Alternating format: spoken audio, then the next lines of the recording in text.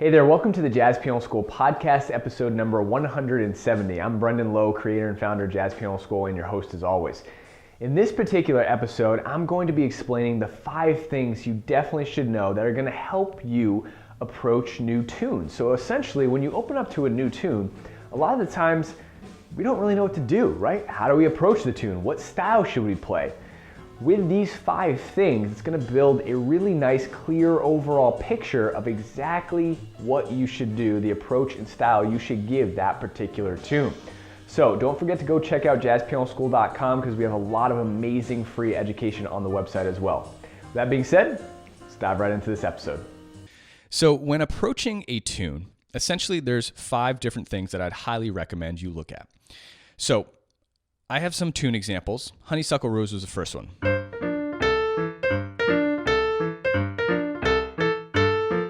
So Honeysuckle Rose, you've all heard that tune, most likely, hopefully. Now, when we play that tune, right, essentially the composer, Fats Waller, the number one thing, I wouldn't say the number one, but number one, these are out of order. One of the things you want to take into consideration is the composer, the era, right, of the tune. So when you're going to approach Honeysuckle Rose, I wouldn't say it's like this. You know, it didn't come from a modern era. You're not playing a Wayne Shorter tune. You're not playing a John Coltrane tune, right? You're not playing Giant Steps. You're not playing a Love Supreme, right? It's Fats Waller. So part of your approach when learning tunes is you have to understand the composer and the era, right? Now, Fats Waller, right, was a older school player with a stride background, and that kind of, he had a lot of amazing songs and compositions. And when you play Honeysuckle Rose, knowing that is really going to help you. I mean, and again, if, for example,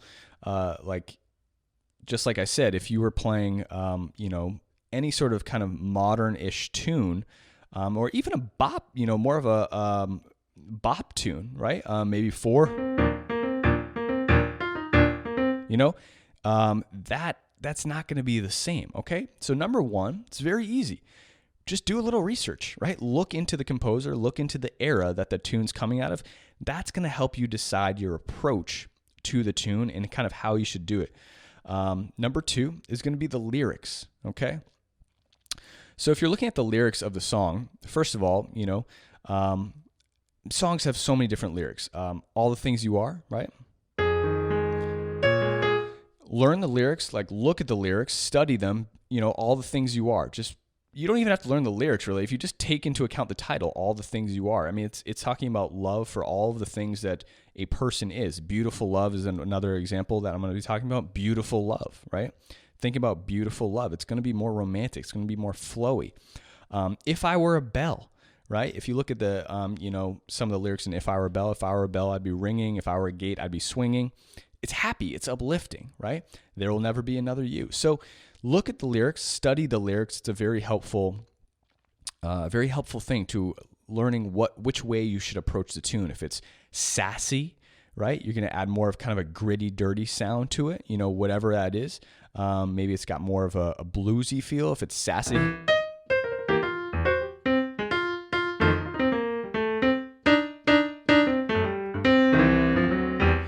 Whatever it is, you want to try and reflect the lyrics and the song in your playing, right? If it's mellow, if it's down, if it's open, if it's asking questions, all that. It can be more spacey, right?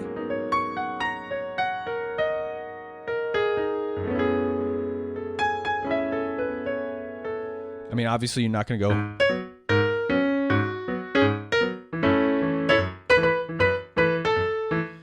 right? That's not going to fit the lyrics, okay? So think about the lyrics, read through the lyrics, especially if you're studying a tune. That's going to be number 2. Now, number 3, just listen to the recording. Just listen to the recording. Try and find the original recording, find out the composer, find the original recording, just listen to it. Listen to recordings of the song. How was it recorded? Again, listen to the way Fats Waller plays Honeysuckle Rose. Listen to the way All the Things You Are is played.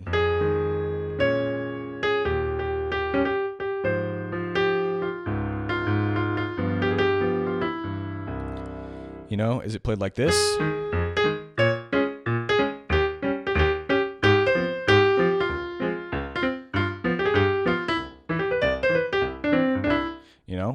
Usually you don't hear recordings of All the Things You Are in a stride form. Honeysuckle Rose, you do, okay? Check out the recordings. Was it from a play? Was the original from a play, right? Was it originally was it a big band composition? Okay, just listen to the recording. That's number 3. Number 4 is going to be the changes. All right, just study the changes. Look through the changes. If there's different types of random movements, and All the Things You Are is a great example of that, right? This is kind of these changes are different, right? You don't really hear these types of changes. So we got F minor 7 going to B flat minor 7. I had a sus there going to E flat 7, A flat major 7, D flat major 7, G7. I'm putting a flat 13 here. Stella, right?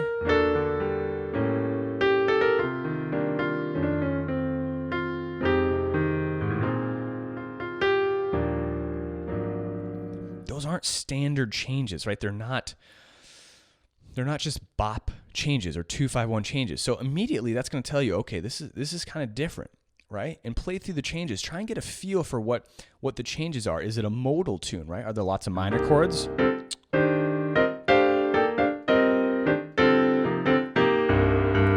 Is it just kind of a minor blues? Is it more modal tune? Are there lots of minor chords? Maybe it's a C minor going at E flat minor, maybe D minor 7 flat 5.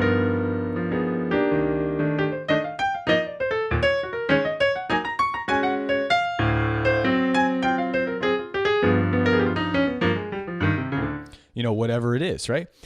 So just by looking at the changes, how the changes are structured in the tune, that's immediately going to give you a lot of information to your approach. All right. And If I Were a Bell, that's another example.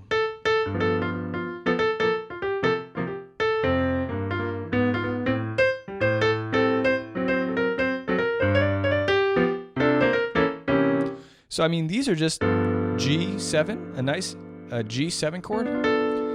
And again, the chord quality types are going to give you a lot of information. If you have random major 7 chords or minor, if you don't have a lot of 2-5-1s, it's probably a more spacey, modern-ish type of tune. If you have a dominant 2 chord as your starting chord, you'll hear a lot of old school tunes use this. And again, this is just a 2-5. So this is just my C7 here, going to F major 7.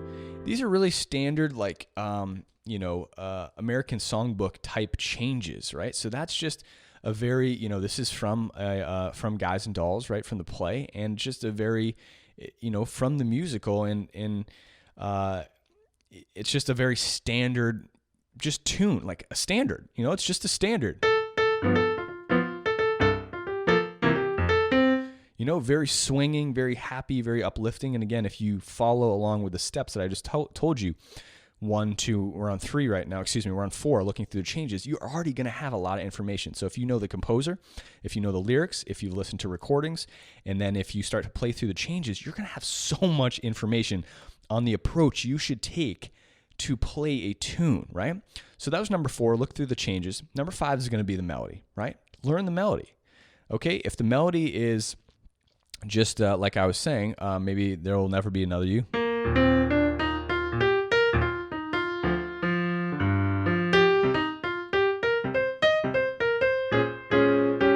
It's a very just standard. It's just standard, right? It's just kind of a nice little ditty, nice little melody. Same with If I Were a Bell.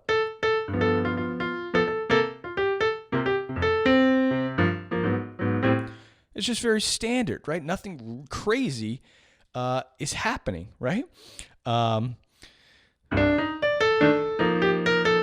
If you're playing Invitation, that's not really a standard standard melody, a standard melody.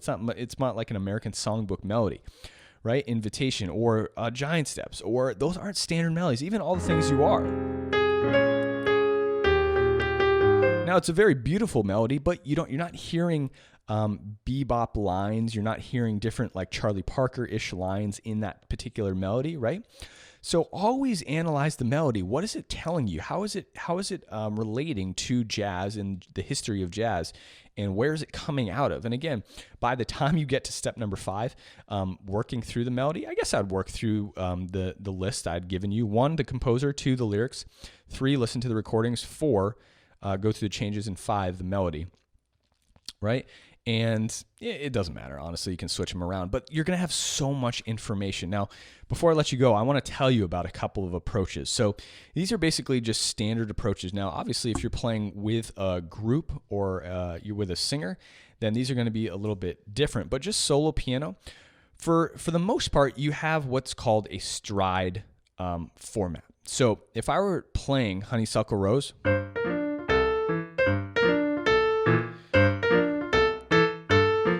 just playing stride.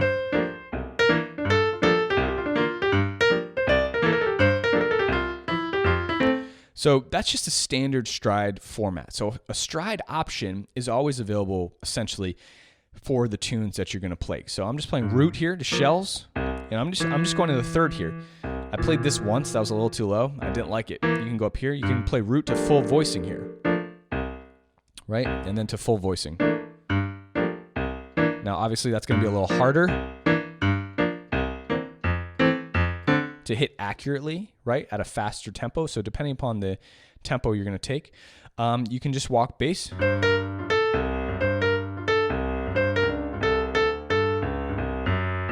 Right? That's an approach you can take. But again, depending upon the tune, for example, Honeysuckle Rose, that's probably the approach I'm going to take on that tune for the most part, unless you're creating some extravagant arrangement, right? Some completely different arrangement that is not standard to the tune. Okay, so more of a stride approach. The other is what I call the broken stride approach. So this is kind of what I would use over A Beautiful Love, maybe, which is more of a slow, flowy, romantic, I would say.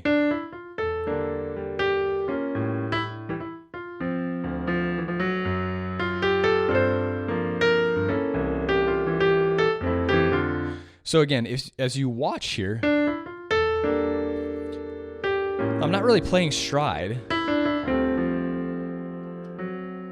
Essentially what I'm doing is harmonizing the melody with my right hand, and then my left hand solo piano components are filling in for the support.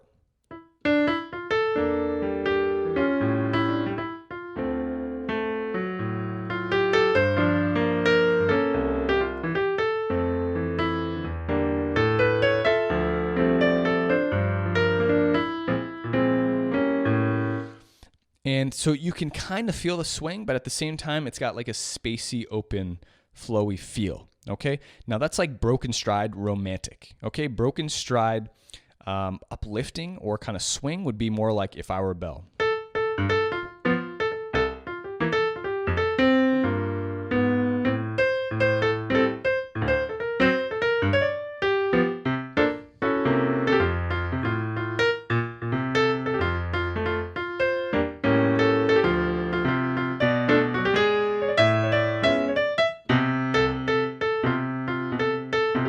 So as you can see, I'm kind of bouncing around. What I'm doing here is I'm bouncing from my root to my shells. Sometimes I'm playing 1-3-7. Sometimes I'm playing 1-7-3. Okay, you see that? 10 on top, essentially. In the space, my right hand is coming down to fill.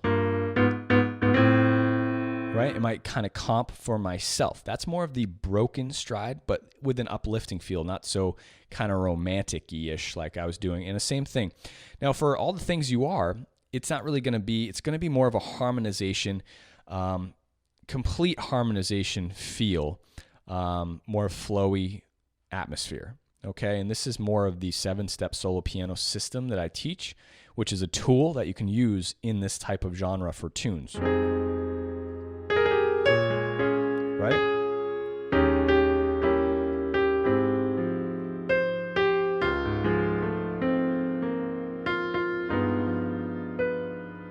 So essentially, there's, because of the tune, it's more of a ballady-ish tune, but it can go swing.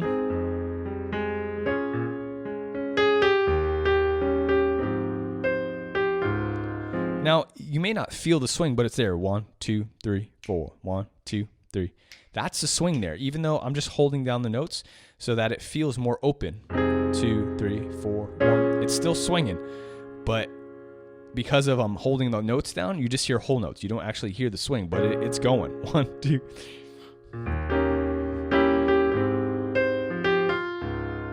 Now again, like there.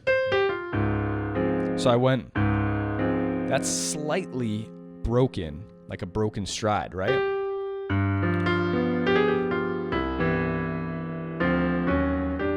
And then some comping in the space, right? So you don't really have many choices. And I mean, and I'm going through these approaches very, very quickly. But each of them, is a very specific style that can be really worked on. And I highly recommend you go back through the podcast. I've taught all about the left-hand solo piano components. I've talked about the broken stride even in depth in all the podcasts prior, but you don't have many options you have lots of options, but standard, like just your core options, right? You got your broken stride, you got your romantic broken stride, you got your uplifting broken stride, which is more If I Were a Bell. And that would be more, any sort of like kind of bouncy tune, like Honeysuckle Rose. Honeysuckle Rose is more basic stride. It's more like legit stride rather than kind of the broken stride feel. I was trying to think of another tune, but that's okay.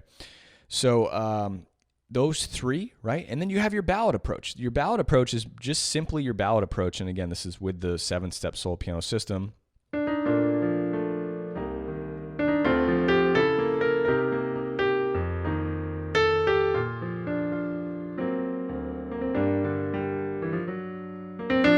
Right? Your ballad approach is simply your ballad approach, and you want to learn how to do that, and you want to learn that tool. But these are the types of approaches you're going to take when playing tunes solo piano. Again, if you're with a group or a band, it's going to change things a little bit, but for as far as solo piano approaches, those essentially. And then you got your upbeat fast tunes, right?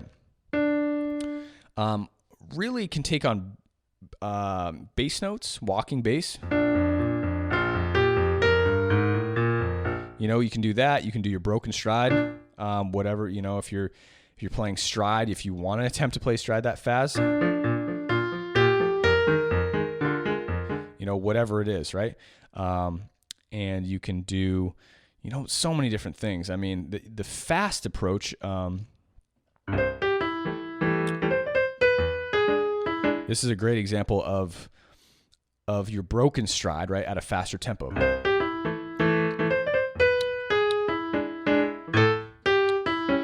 Right? So essentially, I'm jumping up, okay, from my left hand.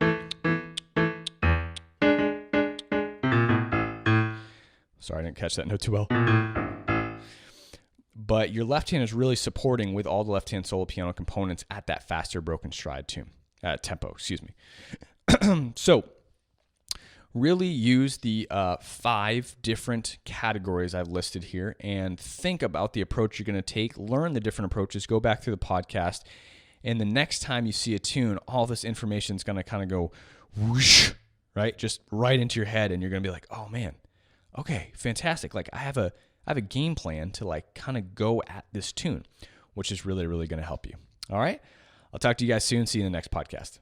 All right, well, I hope you guys enjoyed that lesson. Don't forget, we release a new free podcast lesson every single Wednesday and a new lick of the week every single Monday. So go ahead and hit subscribe down below to our YouTube channel to get that free content sent directly to you. And don't forget to go to jazzpianoschool.com to check out all the other amazing free jazz information and education that we have available there. I'll see you in the next podcast episode, and happy practicing.